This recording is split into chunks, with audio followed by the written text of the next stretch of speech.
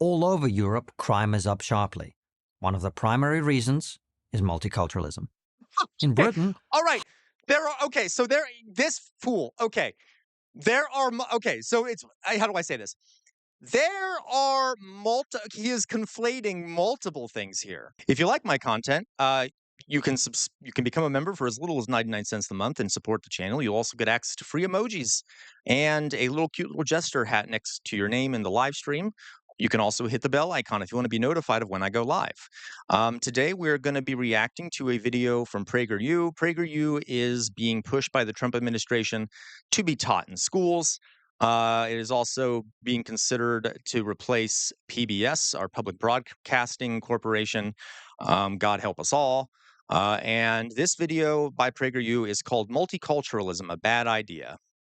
That doesn't sound biased at all. All right, so let's take a look. Let's see what they have to say, and we'll watch. bad ideas never seem to die. Multiculturalism is one of them. Wait a second, I can hear you saying, multiculturalism is a beautiful idea. The mayor of London, Sadiq Khan, would agree with you. He never tires of saying that diversity is our greatest strength. In Australia, people from all sides of the political spectrum talk proudly of being the most successful multicultural society in the world. In Europe and the US, we are told to celebrate multiculturalism, or else be branded a xenophobe, a racist, or both. Nope. And what, after all, is the problem with a society made up of different people all coming together to pull in the same direction? Right. What's the so answer bad is about nothing. that? But that's not what multiculturalism means. That's actually exactly what multiculturalism is. Multiculturalism, where you have a number of different cultural groups and stuff within the borders of a nation state. They may have certain cultural beliefs and stuff, but in the end, they're all in one nation, okay? And they're still adhering, like they're still part of that nation. I mean, I don't know what he. Also, by the way, the fact that he quoted the mayor of London, who is a Muslim. That's an odd thing to quote. It's like he wanted to indicate what his name was and wanted to indicate what his ethnic background is by even mentioning that. So we already here have what I would say is some Islamophobia.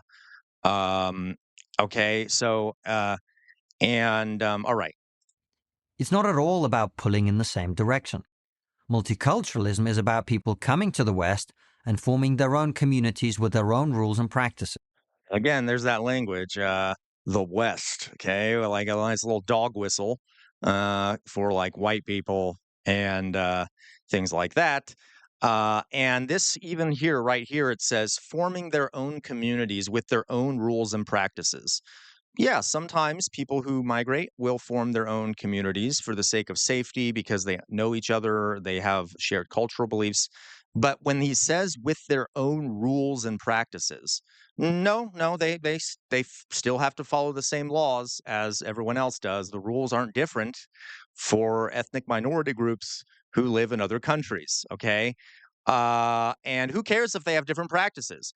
Who cares, right? As long as they're acting within the laws of a country, like that's okay, all right. And by the way, just look at this, all these like arrows on this screen, like just like look at all these dark arrows swarming into the Europe and to the United States, okay? All right. It's like chill, bro. Chill. In the eyes of multiculturalists, e pluribus unum, out of many one, the great goal of America, and until now the great achievement of America, is just another form of colonialism. It imposes American and Western values on the non-Western immigrants. It's another form of colonialism. Let me go back. It imposes American and Western values on another form of colonialism. It imposes No, it isn't. Multiculturalism is not another form of colonialism. Colonialism is forced upon people, okay? Multiculturalism, where people actually, different cultures and stuff live within the same borders and in most cases have migrated there, not the same thing as colonialism. Multiculturalism is colonialism. Okay, you know what is colonialism? Fear of multiculturalism. If you live in what is called the metropole, so like the center of a colonial empire, like Britain or the United States, and you don't want people to come there because you worry it might interfere with the dominance of a certain group, that is a very colonial mindset. You'd rather just exploit those people elsewhere rather than having them come to you. So, um, okay, already a few issues. Already a few issues. American and Western values on the non-Western immigrants who come here.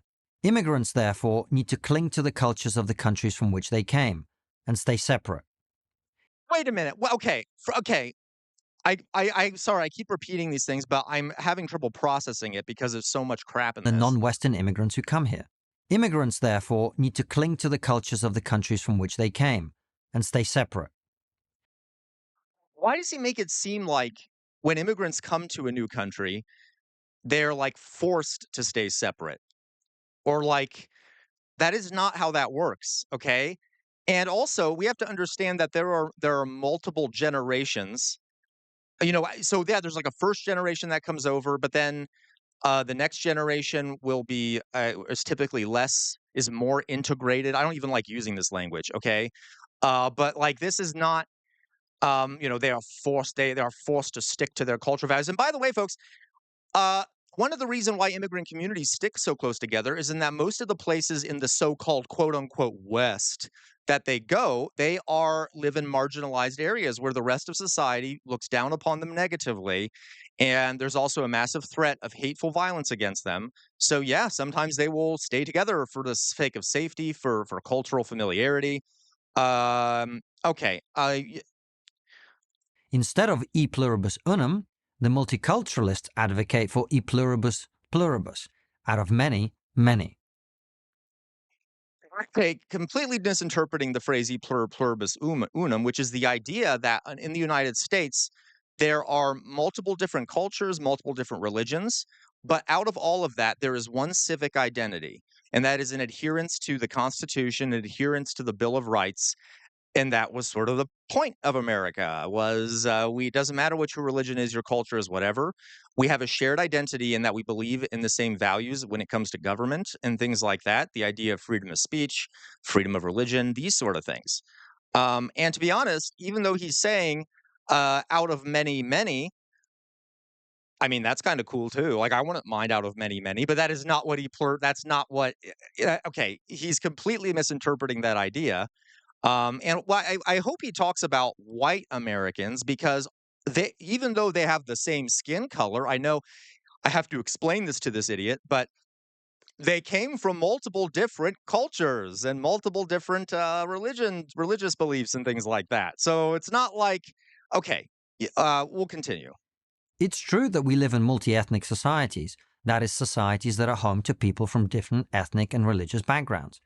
And that can bring huge benefits. Yeah. Talented immigrants come to the West to open businesses, pay taxes, and start families. Yeah. What? The founder of NVIDIA is from Taiwan. The CEO of Microsoft is from India. Elon Musk is from South Africa. But Yeah. multiculturalism is the exact opposite of this multi-ethnic merging, the e pluribus unum idea. It's about encouraging immigrants. No, it's basically the same. I'm not multiculturalism is different than multi-ethnics, what ethnic makeups and things like that? No. No, he just described multiculturalism. I don't know what the hell he's talking about. Uh, Not to merge. American liberals have always looked to Sweden as the kind of society they want America to emulate.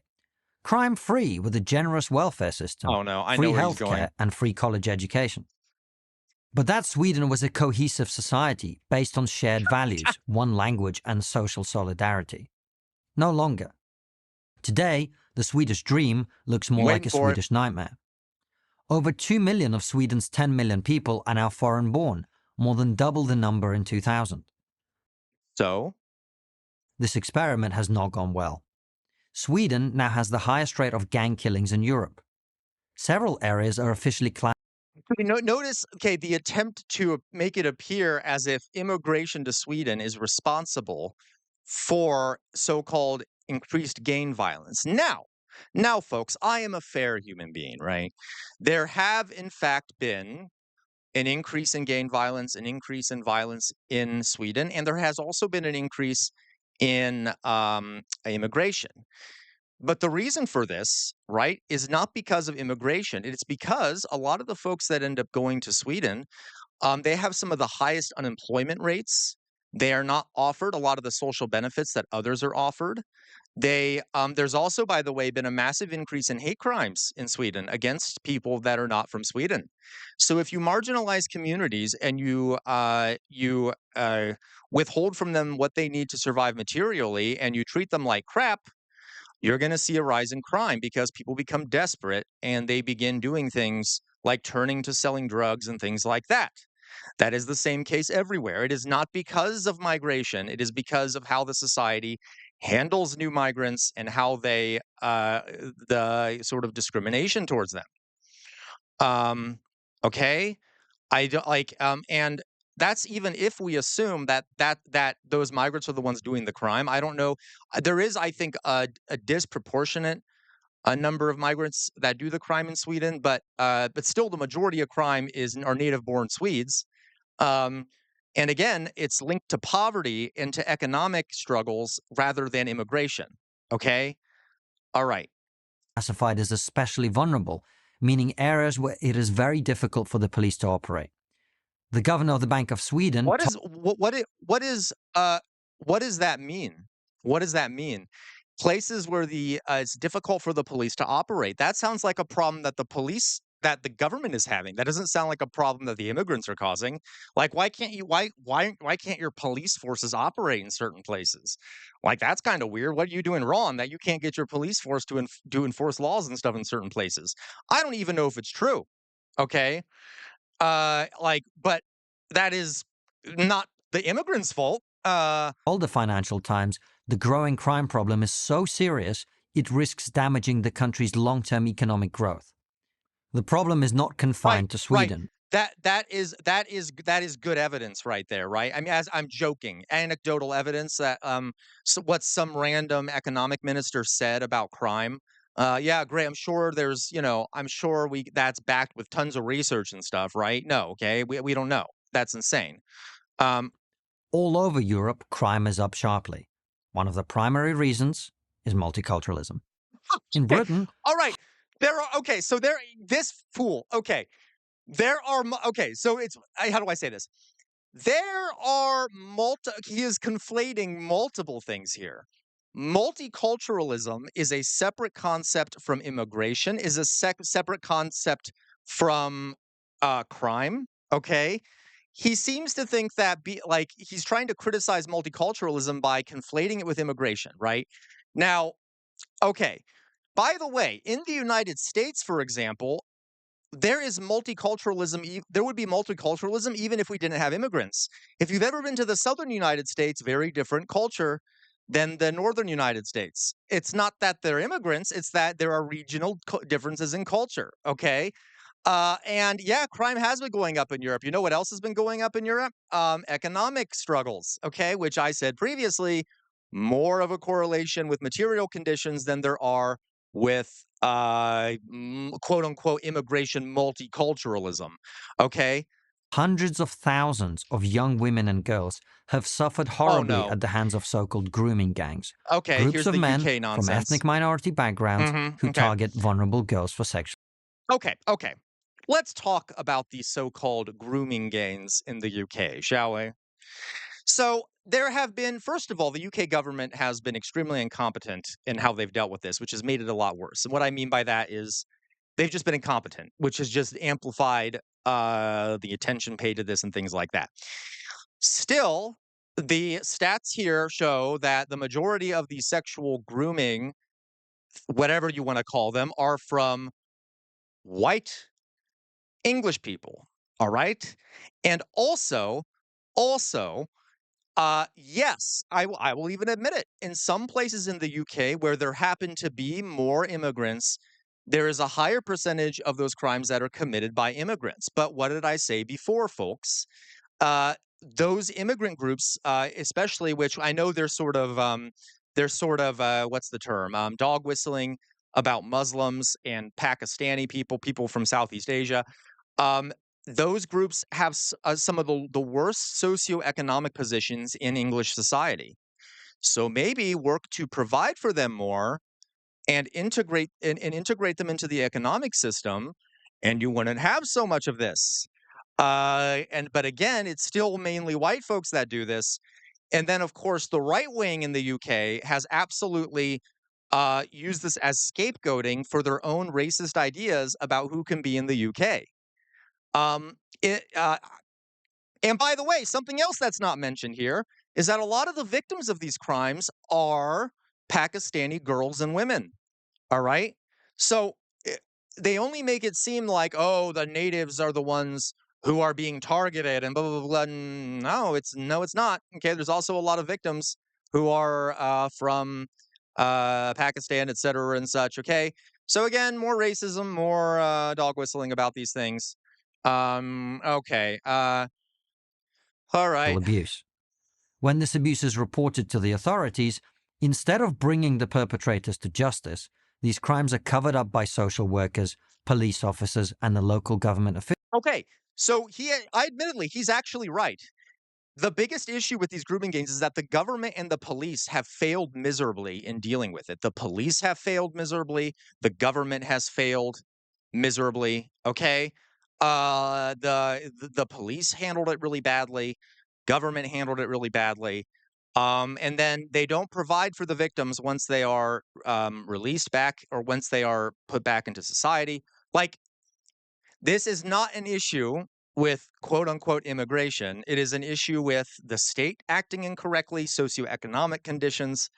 Um, okay. And hey, folks, I'll admit, yeah, some folks from places in the world come from societies where more open misogyny is sort of more tolerated.